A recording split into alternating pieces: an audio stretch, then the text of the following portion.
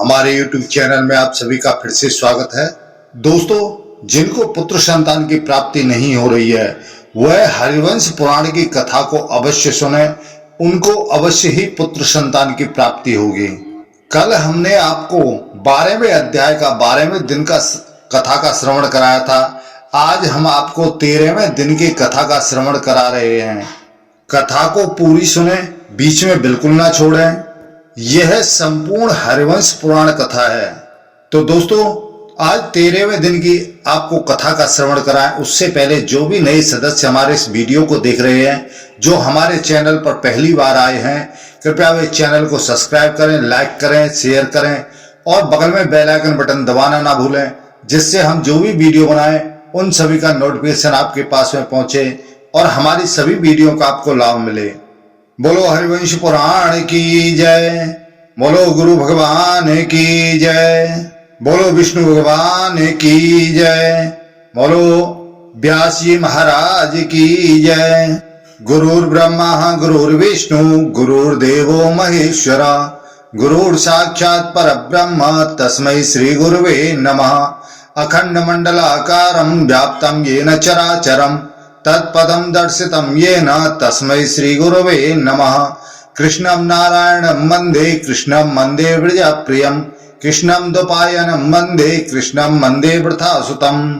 बोलो विष्णु भगवान की जय। वैशंपायन ऋषि जी कहते हैं कि हे जन्मेजय, पृथ्वी की यह बात सुनकर ये सभी देवता उसके प्रयोजन को सिद्ध करने वाले कर्तव्य का चिंतन करते हुए ब्रह्मा जी से इस प्रकार बोले कि हे भगवान, हे ब्रह्मा जी, आप इस पृथ्वी के बड़े हुए भार को उतारिए, क्योंकि आप ही सब लोगों को शरीर को सृष्टि करने वाले और संपूर्ण जगत के ईश्वर हैं। इस विषय में देवराज इंद्र, वरुण, यम को क्या करना चाहिए? कुबेर जी और साक्षात भगवान नारायण का भी क्या कर्तव्य है? चंद्रमा, सूर्य, वायु, वारह, आदित्य, 8 वसु और लोगों का कल्याण करने वाले 11 रुद्रों को भी इस विषय में क्या करना चाहिए? दोनों देव वैद्य, अश्विनी कुमार, स्वर्गवासी, साध्यगण, बृहस्पति, शुक्राचार्य, काल और कलिका भी इस समय क्या उनका क्या कर्तव्य है? उन्हें क्या रणनीति बनानी चाहिए? हे ब्रह्मन, भगवान महेश्वर, विशाख, स्वामी कार्तिकेय, यज्ञ, राक्षस, गंधर्व, चारण तथा बड़े बड़े नगरों को भी इस कार्य के संबंध में क्या करना चाहिए? हे सुरेश्वर, पक्षी, पर्वत, बड़ी बड़ी लहरों से युक्त समुद्र तथा गंगा आदि दिव्य सरिताएं भी इस विषय में क्या कर सकती हैं? हे प्रभु, शीघ्र आज्ञा दें, हम अपने आशंका के प्रयास कर रहे, किस प्रकार करें? यदि आपको पृथ्वी के हित का कार्य अवश्य करना है तो बताइए, राजाओं में युद्ध की ज्वाला जगाने के लिए हम सब लोग किस उपाय से काम लें? हमें क्या करना चाहिए जिससे हम जीत सकें, जिससे पृथ्वी का भार उतर सके? हे पितामह, हम सब लोग किस प्रकार के अंशावतार ग्रहण करें? हम में से जो देवता अंतरिक्ष में रहते हैं तथा जो पृथ्वी पर पार्थिव रूप में विराजमान हैं, वे सब सदस्य ब्राह्मणों और राजाओं के कुल में अवतीर्ण हो हम लोग भूतल पर ये अयोनि शरीरों को भी सृष्टि करें। एक कार्य के लिए यत्नशील हुए देवताओं का यह निश्चित मत सुनकर के उन देवताओं से घिरे हुए लोक पितामह ब्रह्मा जी ने यह बात कही कि हे सुरश्रेष्ठ गण, तुम लोगों का जो निश्चय है वह मुझे भी अच्छा लगता है। तुम लोग भूतल पर अपने ही समान तेजस्वी अपने शरीर के अंशों को प्रकट करो। श्रेष्ठ देवताओं, तुम सभी लोग अपने अपने तेज से अवतार लो और तीनों लोकों की लक्ष्मी को पाकर ब्रह्मदेवी की रक्षा करते हुए वहां रहो। मैं पृथ्वी पर आने वाले भय को पहले से ही जानता था। इस भूतल पर स्थित भरत वंश के लिए मैंने जो कुछ विचार किया है उसे सुनो। पहले की बात है, मैं पूर्व समुद्र के पश्चिम तट पर अपने पुत्र महात्मा कश्यप के साथ बैठा था। उस समय लोक और वेद का अनुसरण करने वाली प्राचीन कथाओं का तथा बहुत से उत्तम गुण वाले पौराणिक इतिहासों की चर्चा द्वारा मैं समय बिता रहा था। उन कथा वार्ताओं को कहते सुनते हुए मेरे समीप मूर्तिमती गंगा के साथ मूर्तिमान समुद्र शीघ्रता पूर्वक आए। उसके साथ मेघों की घटा तथा वायु भी उनका आगमन हुआ। वह ऊंची नीची लहरों के कारण वेग एवं तरंगों से युक्त अपनी गति को विषम बनाता हुआ आया। जल जंतुओं के कारण विचित्र दिखाई देने वाले जल रूपी वस्त्र से उसका शरीर ढका हुआ था। उसके शरीर की कांति शंख और मुक्ताओं से अत्यंत निर्मल दिखाई देती थी। वह मूंगे और मणियों के आभूषणों से विभूषित तथा पूर्ण चंद्रमा से संयुक्त होने के कारण उद्वेलित हो मेघ के समान गंभीर गर्जना कर रहा था। उसने मेरा तिरस्कार सा करते हुए अपनी मर्यादा का उल्लंघन करके अपने चंचल का एवं नमकीन जल बिंदुओं से मुझे भिगो दिया। जब समुद्र अपने उमड़े हुए जल से उस स्थान को नष्ट भ्रष्ट करने के लिए उद्यत हुआ, तब मैंने क्रोध भरी वाणी से उससे कहा कि हे समुद्र, तू शांत हो जा, शांत हो जा। इतना कहते ही समुद्र तनुता सूक्ष्मता को प्राप्त हुआ। उसकी उर्मी और तरंगों का प्रभाव दब गया और वह राजलक्ष्मी से प्रकाशित होता हुआ मेरे समीप खड़ा हो गया। फिर मैंने मन ही मन पृथ्वी के भार उतारने के हेतु का विचार किया। तुम लोगों के हित की कामना से गंगा सहित समुद्र को पुनः साप देते हुए कहा कि हे समुद्र, तू राजा के समीप राजा के समान शरीर धारण करके मेरे निकट आया है, अतः जा तू इस पृथ्वी का पालन करने वाला राजा ही होगा। वहां भी अपनी सहज लीलाओं को धारण किए हुए अपने तेज से तू मनुष्यों का भरण पोषण करने वाला तथा भरत वंश का भार वहन करने वाला समर्थ होगा। शांत हो जा। मेरे इतना कहने से जो तू शांत होकर तनुता यानी सूक्ष्मता को प्राप्त हुआ है, इसलिए तू सुंदर शरीर से युक्त एवं यशस्वी होकर संसार में शांतनु नाम से विख्यात होगा। यह विशाल लोचना सर्वांग सुंदरी सरिताओं में श्रेष्ठ मूर्तिमती गंगा भी वहां तुम्हारी सेवा में उपस्थित होगी। मेरे ऐसा कहने पर क्षोभ में भरा हुआ समुद्र मेरी ओर देखकर बोला कि हे देव देवेश्वर, आपने मुझे शाप क्यों दिया? मेरा यह शरीर तो आपकी आज्ञा का पालन है। आपने ही इसकी रचना की है और सदा आपकी सेवा में तत्पर रहता है। मैं आपका पुत्र हूं। आपने स्वयं ही मुझे ऐसे वचनों द्वारा जो आपके और मेरे अनुरूप नहीं है, शाप आपने किस लिए दे दिया? हे भगवान, आपकी ही कृपा से पूर्णिमा के दिन में बड़े वेग से बढ़ जाता हूं। हे ब्राह्मण, इस सहज नियम से प्रेरित होकर यदि मैं अपनी मर्यादा से विचलित हो गया तो इसमें मेरा अपना दोष क्या है? आज पूर्णिमा के दिन प्रबल वायु द्वारा फेंके गए मेरे जल से यदि आपका स्पर्श हो गया, आप भीग गए, तो मैं इसमें मुझे शाप प्राप्त होने का क्या कारण है? उठी हुई प्रचंड आंधी, बढ़े हुए महान वेग और उगे हुए चंद्रमा से युक्त पूर्णिमा का पर्व, इन तीन कारणों में क्षुब्ध उद्वेलित हो उठा था। तो हे ब्राह्मण, इस तरह आपके बनाए हुए नियमों से ही क्षुब्ध होकर यदि मैंने अपराध किया है तो आप उसके लिए मुझे क्षमा कर दें और इस शाप को लौटा लें। हे देवेश्वर, मुझे दूसरा कोई सहारा देने वाला नहीं है। मैं शाप से शिथिल हो गया हूं। यदि आप शरणागत की रक्षा का प्रतिपादन करने वाले प्रमाण पर दृष्टि रखते हैं तो मुझ पर अवश्य दया करो। यह देव नदी गंगा आपकी ही आज्ञा से इस भूतल पर अवतीर्ण हुई है। इसे मेरे दोष से ही दोष की भगनी होना पड़ा है, अतः आप इस पर कृपा करें। महासागर देवताओं के भूभार हरण रूप उद्देश्य को नहीं जानता था। मेरी शापाग्नि से भयभीत हो उठा था। उस समय मैंने मधुर वाणी द्वारा उसे सांत्वना देते हुए कहा कि हे महोदधे, हे सागर, तुम शांत हो जाओ, तुम्हें डरना नहीं चाहिए, मैं तुम पर प्रसन्न हूं।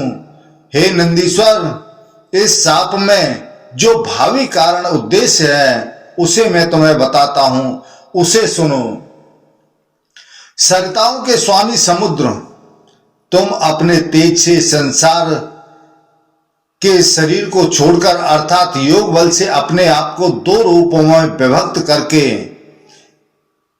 एक से तो यहां रह जाओगे और दूसरे रूप से आप वहां जाओगे और भरत वंश में अपने शरीर को गर्भ में स्थापित करो।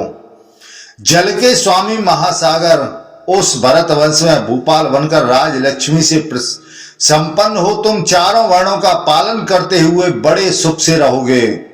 यह जो तुम्हारी प्रिया सरिताओं में श्रेष्ठ गंगा है, यह भी उस समय रमणीय अंगों से सुशोभित परम सुंदर रूप धारण करके वहां तुम्हारी सेवा करेगी।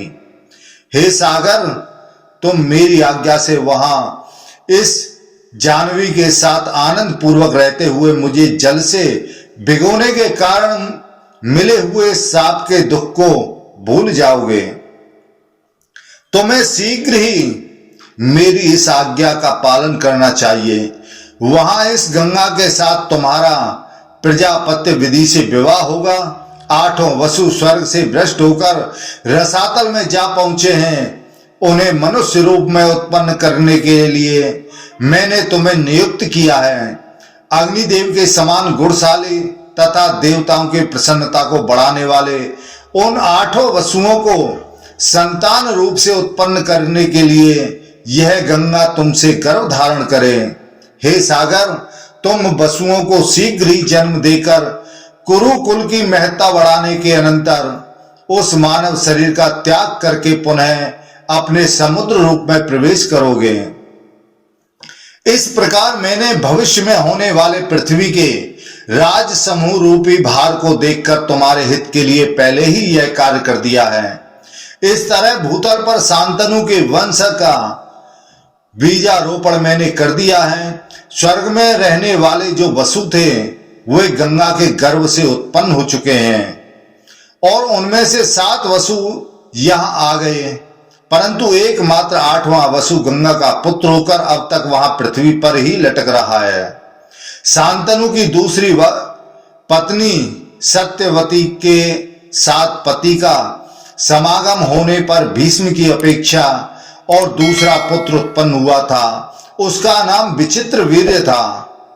वह कुरुकुल का तेजस्वी एवं प्रतापी राजा था। विचित्र वीर्य के 2 ही पुत्र इस समय पृथ्वी पर वर्तमान हैं। वे दोनों ही राजा एवं पुरुषों में श्रेष्ठ हैं। धृतराष्ट्र और पांडु नाम से उनकी ख्याति है। उनमें से पांडु की 2 शोभा पर संपन्न सुंदर पत्नियां हैं जो देवांगनाओं के समान रूपवती हैं। उनके नाम हैं कुंती और मांद्री। राजा धृतराष्ट्र की एक ही पत्नी है जो इस भूतल पर गांधारी के नाम से विख्यात है। वह पति के समान आचार से रहने वाली और सदा पतिव्रत धर्म का पालन करने वाली हैं। उन दोनों राजाओं के पुत्रों में महान युद्ध होने वाला है। तुम लोग उन्हीं के पक्ष और विपक्ष में अलग अलग अपने वंश उत्पन्न करो। उनके पैतृक राज्य के बंटवारे के संबंध में विवाद होने पर बड़ा भारी संग्राम छिड़ जाएगा और उसमें बहुत से नरेशों का विनाश होगा। बहुत से राजा उसमें मारे जाएंगे।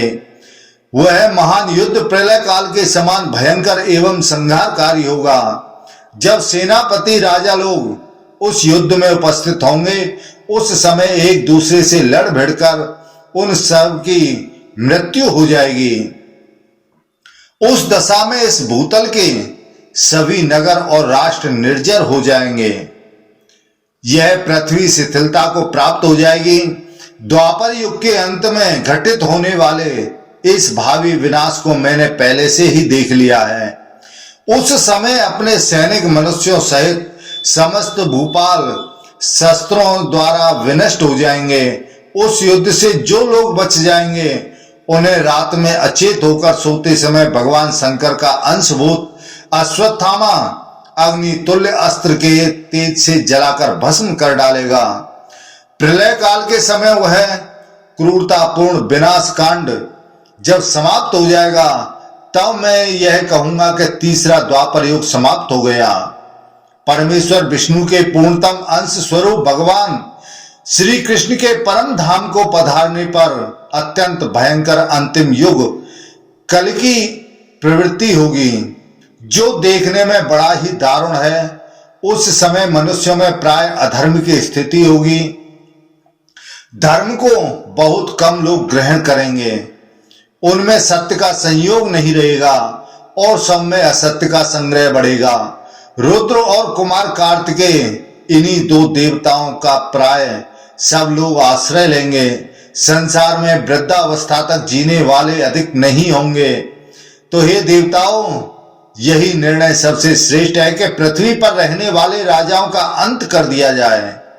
इसलिए तुम लोग अपने अपने अंश से अवतार लो, इसमें देर न करो। धर्म के पक्ष में जो देवता हो उन्हें कुंती और मांद्री के गर्भ से उत्पन्न होने की आज्ञा दी जाए। विवाद या युद्ध का मूल है, कली उसे सहायकों सहित गांधारी के गर्भ से उत्पन्न होने के लिए प्रेरित किया जाए। काल से प्रेरित हुए राजा उन दोनों पक्षों में से किसी एक का आश्रय लेंगे और पृथ्वी के राज्य की प्राप्ति के लिए लोभासक्त होकर वे सब के सब संग्राम की लालसा रखेंगे। संपूर्ण जगत को धारण करने वाली यह पृथ्वी अब अपने स्थान को चली जाए, इसके भारभूत राजाओं के विनाश के लिए इस लोक प्रसिद्ध उपाय का अनुष्ठान आरंभ कर दिया है। ब्रह्मा जी की यह बात सुनकर पृथ्वी भूमि पालों के वध के लिए काल के साथ जैसी आई थी वैसी ही लौट गई। उसके पश्चात ब्रह्मा जी ने देवद्रोही दानवों का दमन करने के लिए देवताओं को प्रेरित किया। उन्होंने पुरातन ऋषि नर, पृथ्वी को धारण करने वाले शेषनाग, सनत कुमार, साध्यगण, अग्नि आदि देवता, वरुण, यम, सूर्य, चंद्रमा, गंधर्व, अप्सरा, रुद्र, आदित्य और दोनों अश्विनी कुमार, इन सबको अवतार लेने के लिए प्रेरणा दी। तत्पश्चात समस्त देवताओं ने पृथ्वी पर अपना अपना अंश उत्पन्न किया। तो हे राजन, मैंने तुम्हें पहले आदि पर्व अंशावतार के प्रसंग में जैसा बताया है उसके अनुसार दैत्यों और दानवों का विनाश करने वाले वे देवता अयोनिज रूप से पृथ्वी पर राजा होकर उत्पन्न हुए। उनके शरीर पिंड खजूर के समान पुष्ट और वज्र के तुल्य सुदृढ़ थे। उनमें से कितने ही 10,000 हाथियों के समान बलवान थे, कितने ही बल के अटूट प्रवाह से संपन्न थे। वे गधा, परिध और शक्तियों के आघात सह लेने में समर्थ थे। उनकी भुजाएं परिधों के समान मोटी और सुदृढ़ थी। वे सब के सब पर्वतों, शिखरों द्वारा प्रहार करने वाले तथा परिधों से युक्त करने में कुशल थे। उनमें से सैकड़ों हजारों वीर देवता वृष्टिवंश, कुरुवंश और पांचाल वंश में राजा एवं राजकुमारों के रूप में उत्पन्न थे। कितने ही देवता समृद्धशाली याज्ञिक ब्राह्मणों के कुलों में प्रकट हुए।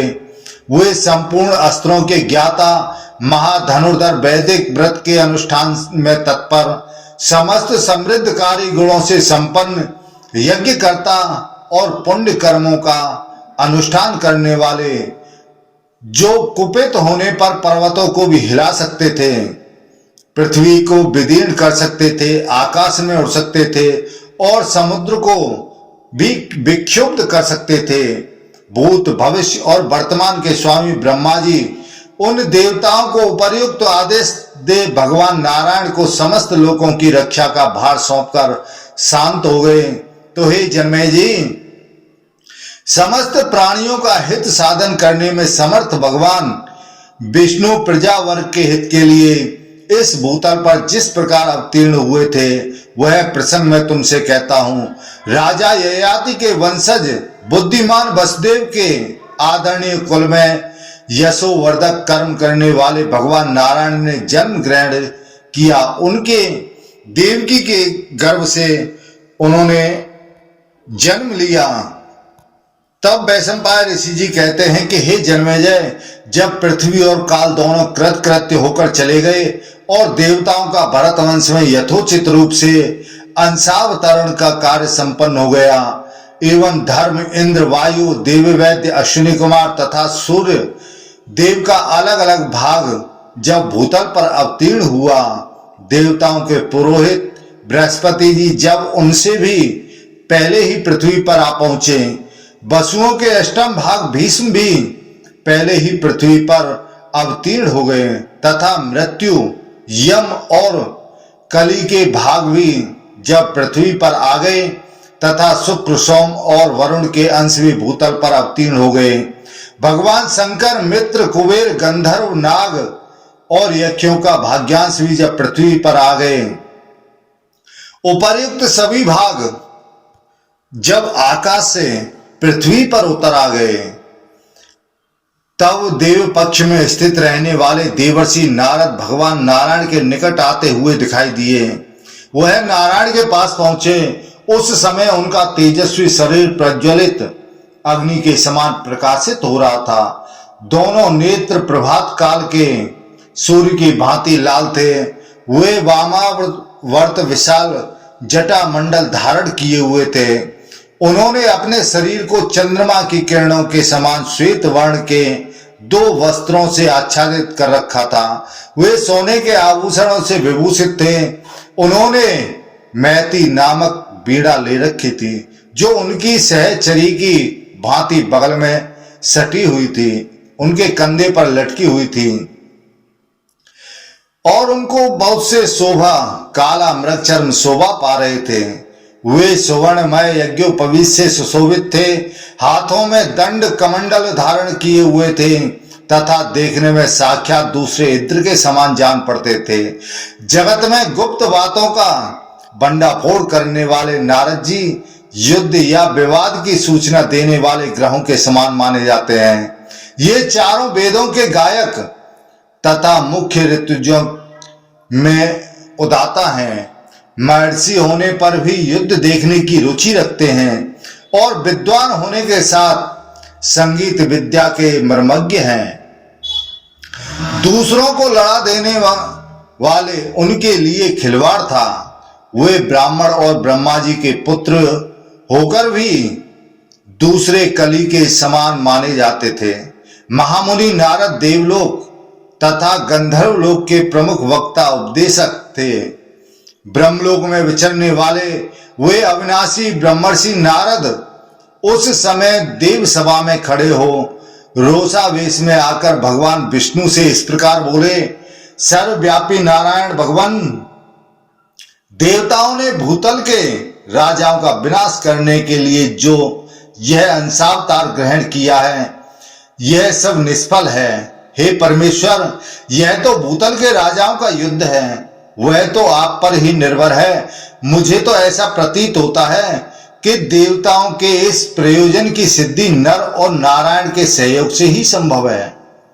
हे देव देवादिदेव, आप तत्वार्थदर्शी हैं, आप सब कुछ जानते हैं।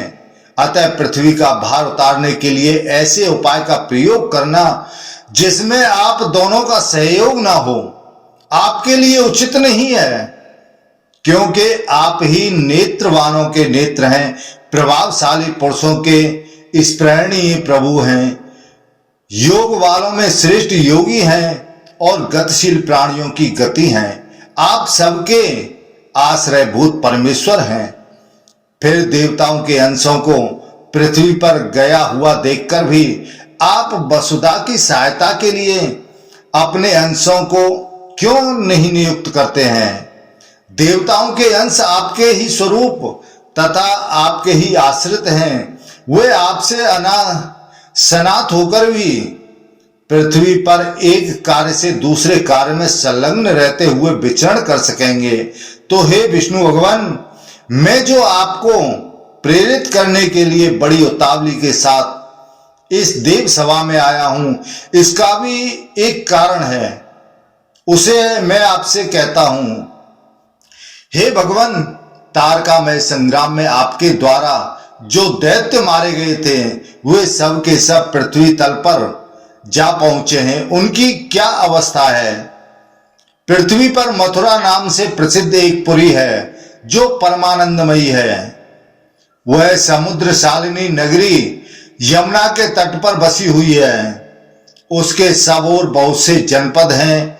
उस पुरी में पहले मधु नाम से प्रसिद्ध एक महादानव रहता था, जिसे युद्ध में जीतना बहुत ही कठिन था। समस्त प्राणियों को त्रास देने वाला वह दानव महान बल से संपन्न था।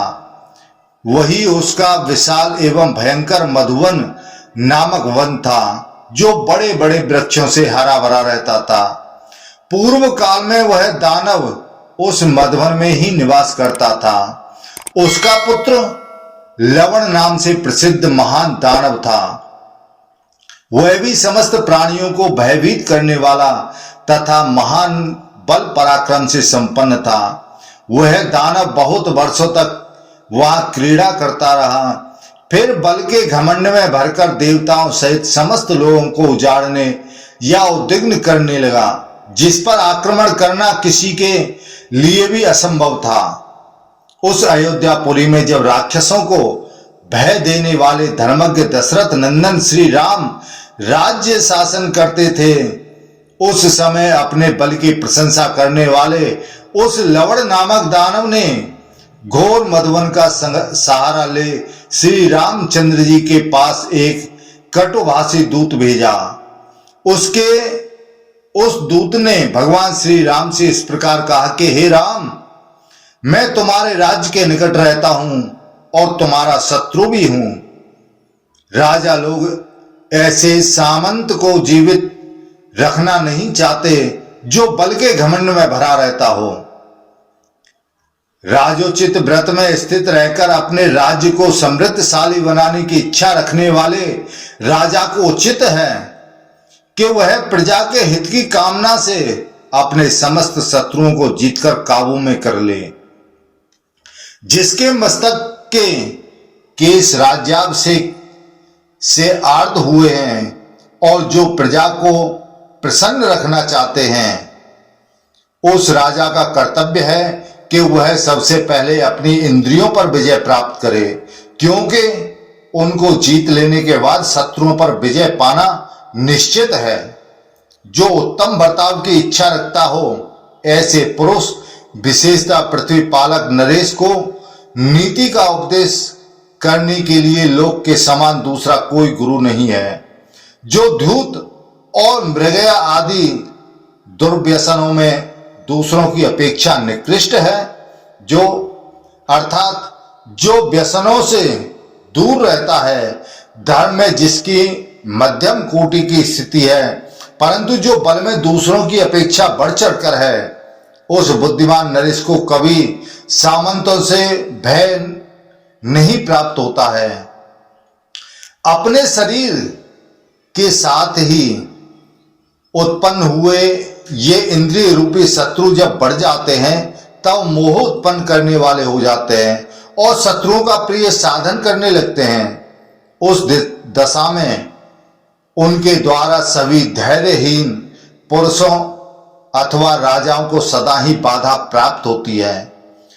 तुमने जो मोहवश एक नारी के लिए बल सहित रावण का वध कर डाला है, इसे मैं न्याय संगत नहीं मानता।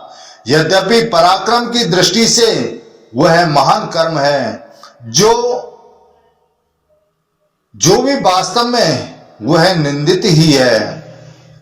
तुम वनवास में प्रवृत्त हुए थे, वनवासी मुनियों के नियमों का पालन करने में ही तुम्हारी शोभा थी, फिर भी तुमने जो राक्षसों की सेना पर प्रहार किया, ऐसा बर्ताव कभी किन्हीं सत्पुरुषों ने किया हो, यह कभी नहीं देखा गया है। क्रोध का परित्याग करके साधु पुरुष जिस धर्म का पालन करते हैं वह उन्हें शुभ सदगति की प्राप्ति कराता है। तुमने जो मोहवश राक्षसों का वध किया है इससे सभी आश्रमवासी कलंकित हो गए हैं। यह रावण धन्य है जो युद्ध में ग्राम्य धर्म पर ही दृष्टि रखने वाले तुझ जैसे व्रतधारी के हाथ से एक स्त्री के कारण मारा गया।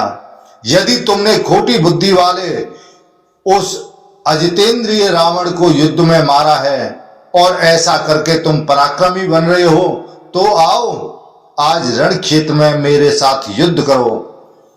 उस कटुवादी दूत का यह भाषण सुनकर के रघुनंदन श्री राम अपने स्वाभाविक धैर्य के कारण विचलित नहीं हुए, अपितु मुस्कुराते हुए बोले कि हे दूत, तूने उस दानव के प्रति गौरव बुद्धि के कारण जो कुछ कहा है वह सब ऊंची बात है, क्योंकि तू मुझ पर तो दोषारोपण करके आक्षेप करता है और अपने को न्याय मार्ग में भली भांति स्थित समझता है।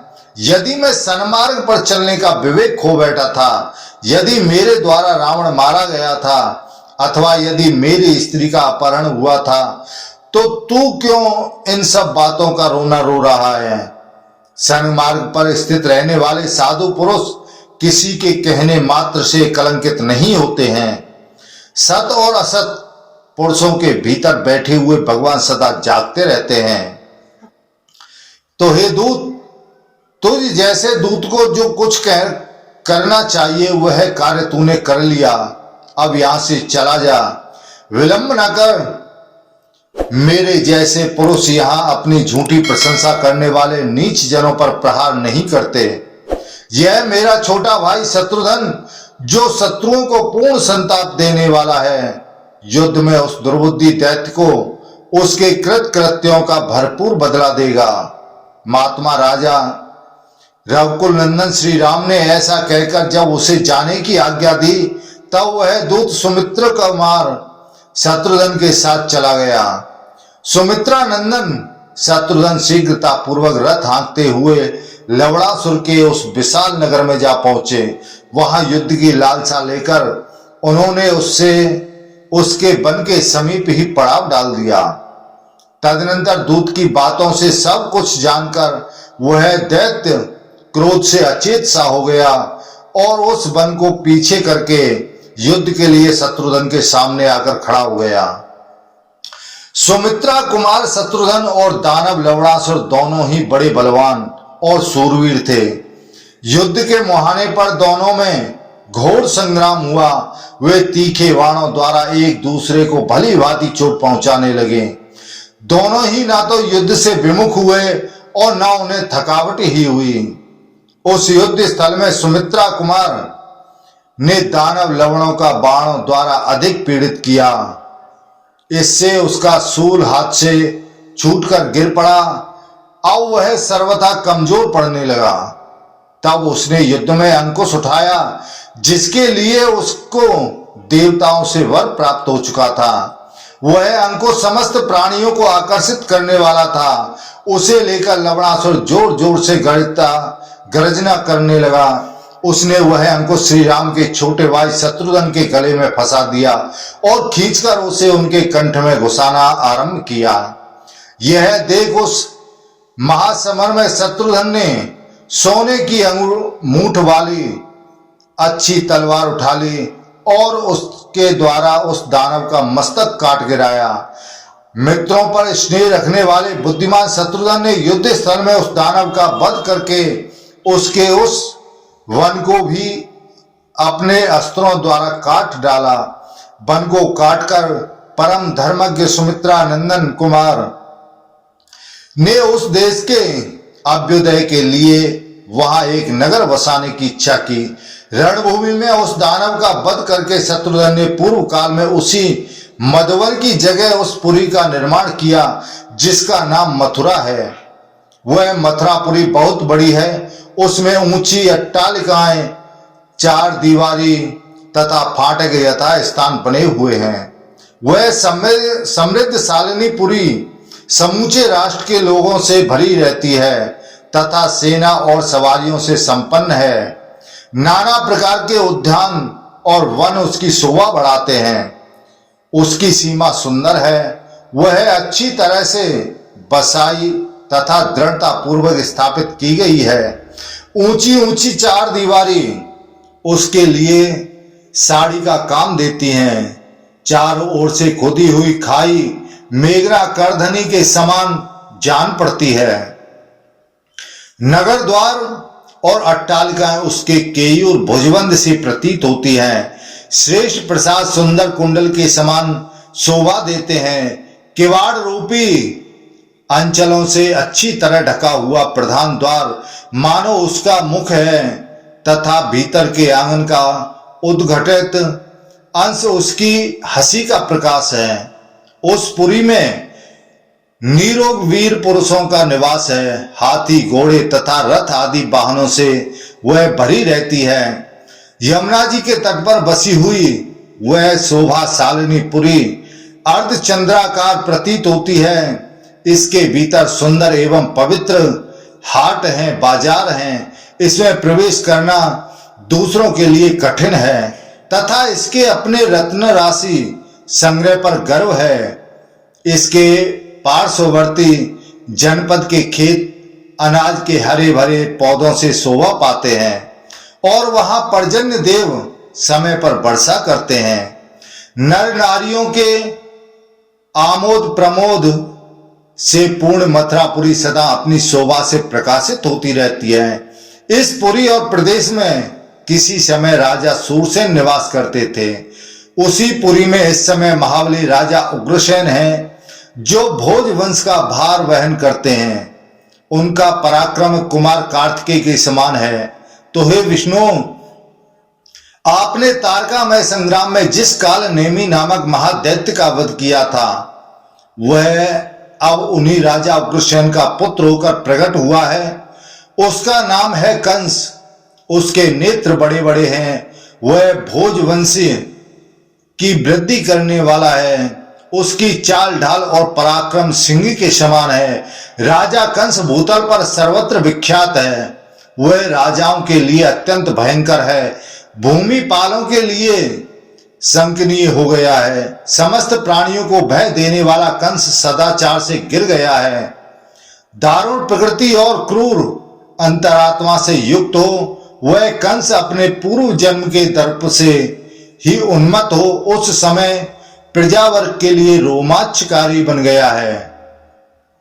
वह ना तो राजधर्म में अनुराग रखता है, ना अपने पक्ष के लोगों को ही सुख देता है और ना अपने राज्य में ही किसी का प्रिय करता है। सदा ही अत्यंत क्रोध में भरा रहता है और केवल प्रजा से कर वसूल करने की ही रुचि रखता है। आपने जिसे युद्ध में पराजित किया था, वह काल ने में ही वहां कंस बनकर प्रकट हुआ है।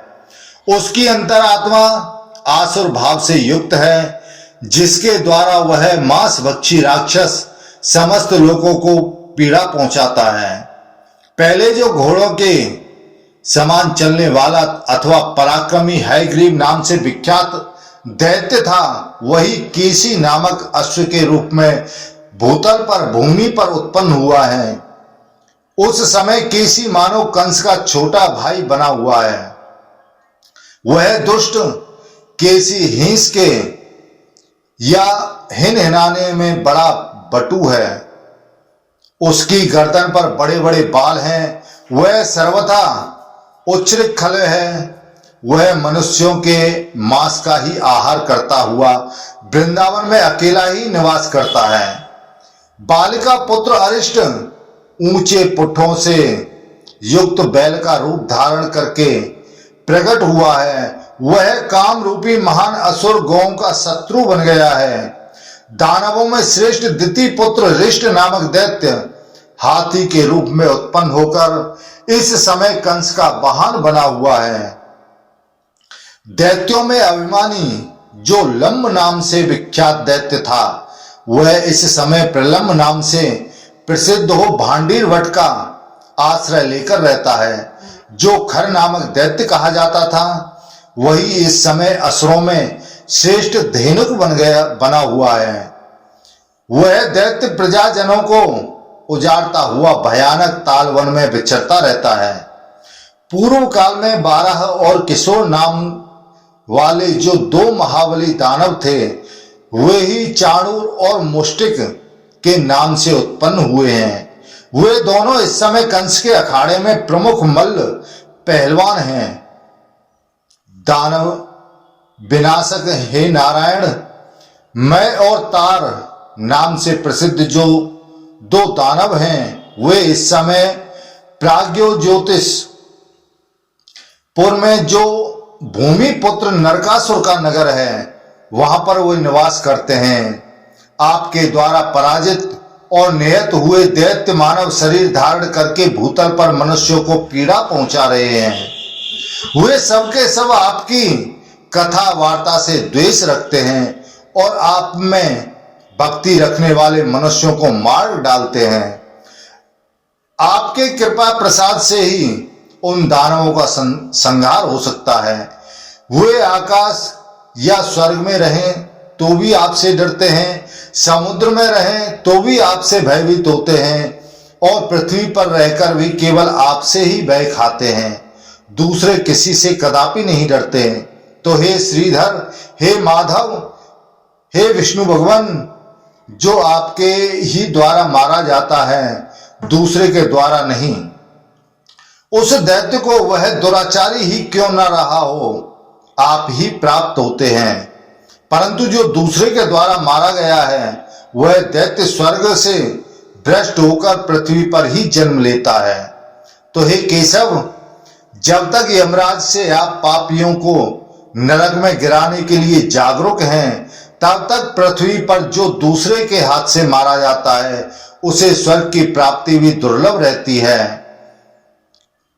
आप हे भगवान, आप स्वयं आइए, चलिए पृथ्वी पर, वहां दानवों के विनाश के लिए आप स्वयं ही अपने आप को प्रकट करें। आपकी बहुत सी मूर्तियां हैं जो व्यक्त नहीं होती हैं। श्रेष्ठ देवता भी आपकी कुछ मूर्तियों को देख पाते हैं और कुछ को नहीं देख पाते हैं।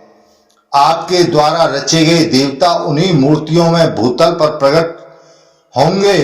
तो हे भगवान, आपके अवतार लेने पर ही कंस का विनाश होगा और जिसके लिए पृथ्वी यहां आई थी, वह सारा प्रयोजन सिद्ध हो सकेगा।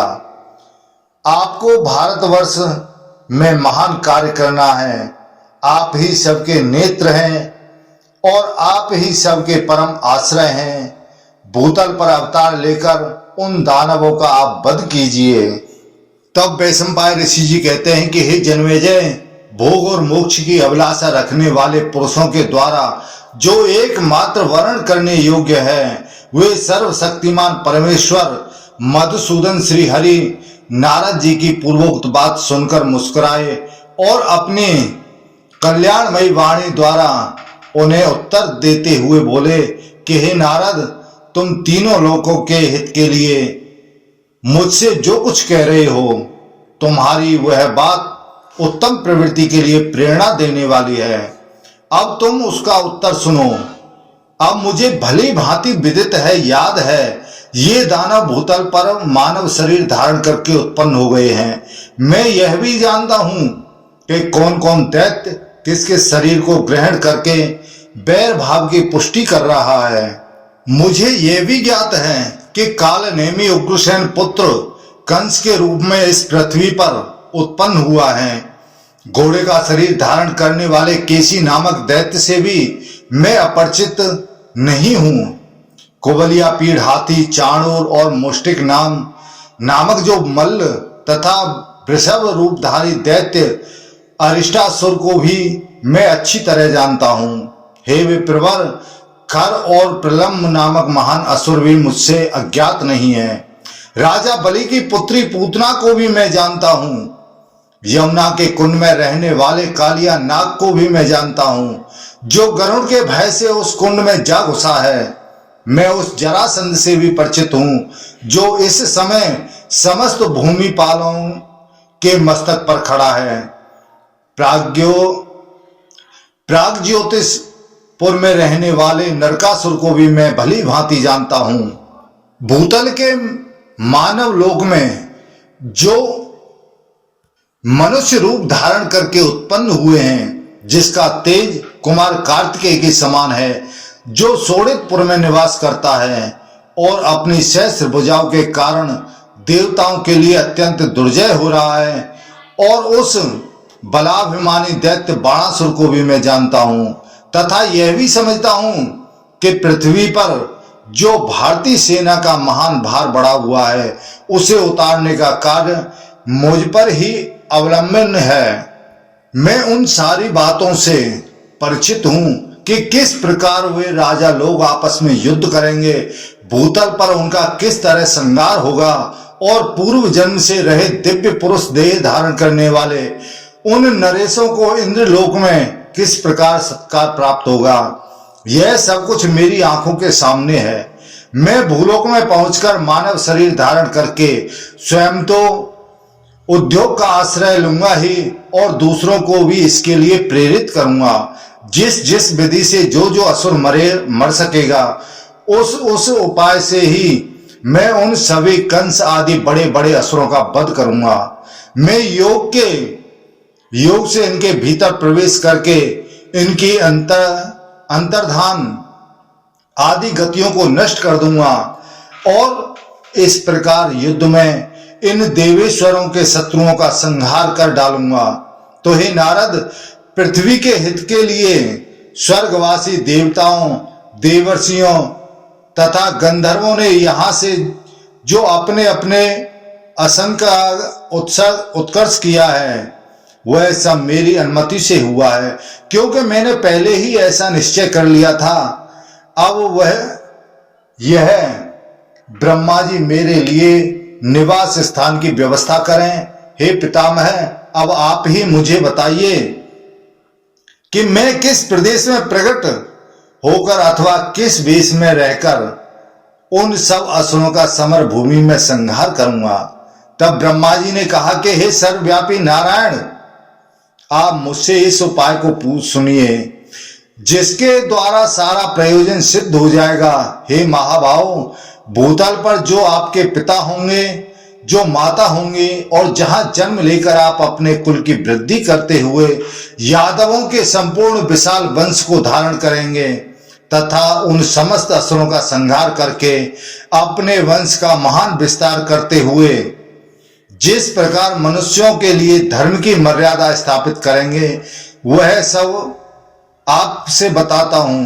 हे विष्णु, पहले की बात है कि महर्षि कश्यप ने महान यज्ञ के अवसर पर महात्मा वरुण के यहां से जो कुछ दुधारू गौएं मांग लाए थे, जो अपने दूध आदि के द्वारा यज्ञ कार्य में बहुत ही उपयोगी थी।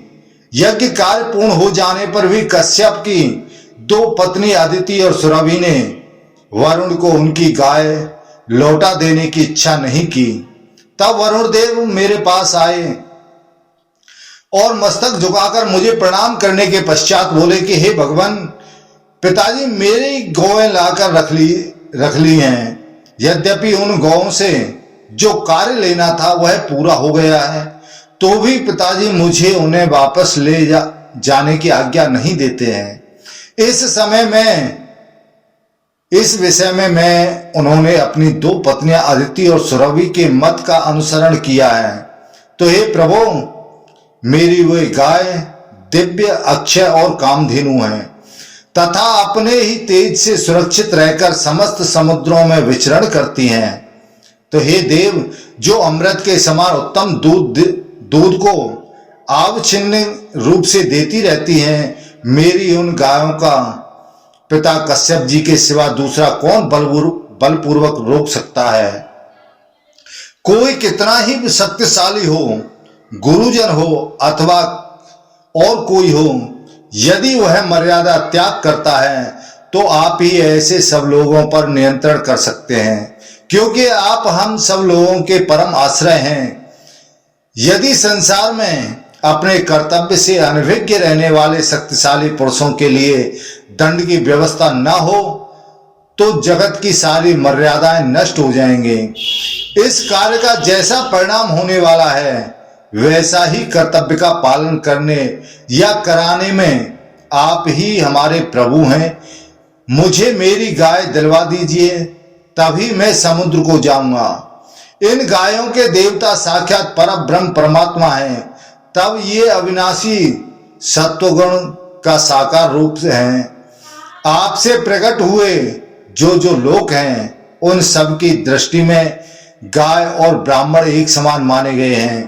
पहले गायों की रक्षा करनी चाहिए, फिर सुरक्षित हुई गाय ब्राह्मणों की रक्षा करती है। गायों और ब्राह्मणों की रक्षा होने पर संपूर्ण जगत की रक्षा हो जाती है। जल के स्वामी वरुण के ऐसा कहने पर गायों के कारण तत्व को जानने वाले मैंने कश्यप को शाप देते हुए कहा कि हे महर्षि कश्यप ने अपने जिस अंश के गायों का अपहरण किया है, उस अंश से वे पृथ्वी पर जाकर गोप होंगे। वे जो सुरभि नाम वाली देवी तथा देवता रूपी अग्नि को प्रकट करने वाली अरणी के समान जो अदिति देवी है, वे दोनों पत्नियां कश्यप के साथ ही भूलोक में जाएंगी। गोप योनि में प्रकट हुए कश्यप भूतल पर अपनी उन दोनों पत्नियों के साथ सुख पूर्वक रहेंगे। कश्यप का जो दूसरा अंश कश्यप के समान ही तेजस्वी है, वह भूतल पर वसुदेव नाम से विख्यात हो गायों और गोपों के अधिपति रूप से निवास करते हैं। मथुरा से थोड़ी दूर पर गोवर्धन नामक पर्वत है, जहां वे गौं की रक्षा में तत्पर रहेंगे और कंस को कर देने वाले होंगे। वहां अदिति और सुरभि नाम की इनकी दोनों पत्नियां बुद्धिमान वसुदेव की देवकी और रोहिणी नामक ही दो भार्याएं होंगी। उनमें सुरभि तो रोहिणी देवी कहलाएगी और अदिति देवकी। हे महाबाहो, वहां आप पहले शिशु रूप में ही रहकर गोपवाल का चिन्ह धारण करके क्रम से बड़े हुए, ठीक वैसे ही जैसे त्रिविक्रमावतार के समय आप वामन से बढ़कर विराट हो गए थे। हे मधुसूदन, योग माया के द्वारा स्वयं ही अपने स्वरूप को आच्छादित करके आप लोक हित के लिए वहां अवतार लीजिए। ये देवता लोग विजय सूचक आशीर्वाद देकर आपके अभ्युदय की कामना करते हैं। आप पृथ्वी पर स्वयं अपने आप को उतारकर दो गर्भों के रूप में प्रकट हो माता देवकी तथा रोहिणी को संतुष्ट कीजिए। साथ ही यथा समय सहस्रों गोप कन्याओं को आनंद प्रदान करते हुए ब्रज भूमि में विचरण कीजिए। हे विष्णु भगवान, वहां गायों की रक्षा करते हुए जब आप वन में दौड़ते फिरेंगे, उस समय आपके वनमाला विभूषित मनोहर रूप का जो लोग दर्शन करेंगे वे धन्य हो जाएंगे। हे महाबाहो, विकसित कमल दल के समान नेत्र वाले आप सर्वव्यापी परमेश्वर जब ग्वालवाल के रूप में ब्रज में निवास करेंगे, उस समय सब लोग आपके बाल रूपी झांकी करके स्वयं भी बालक बन जाएंगे। आपके चित्त के अनुकूल चलने वाले आपके भक्तजन वहां गायों की सेवा के लिए गोप बनकर प्रकट होंगे और सदा आपके साथ साथ रहेंगे।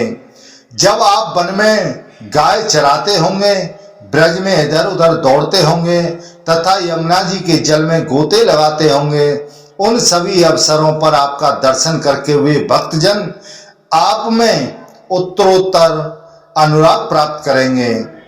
वसुदेव का जीवन वास्तव में उत्तम जीवन होगा, जो आपके द्वारा तात कहकर पुकारे जाने पर आपसे पुत्र बेटा कहकर बोलेंगे।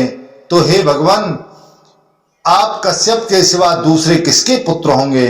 देवी अदिति के बिना दूसरी कौन सी स्त्री आपको गर्भ में धारण कर सकती है?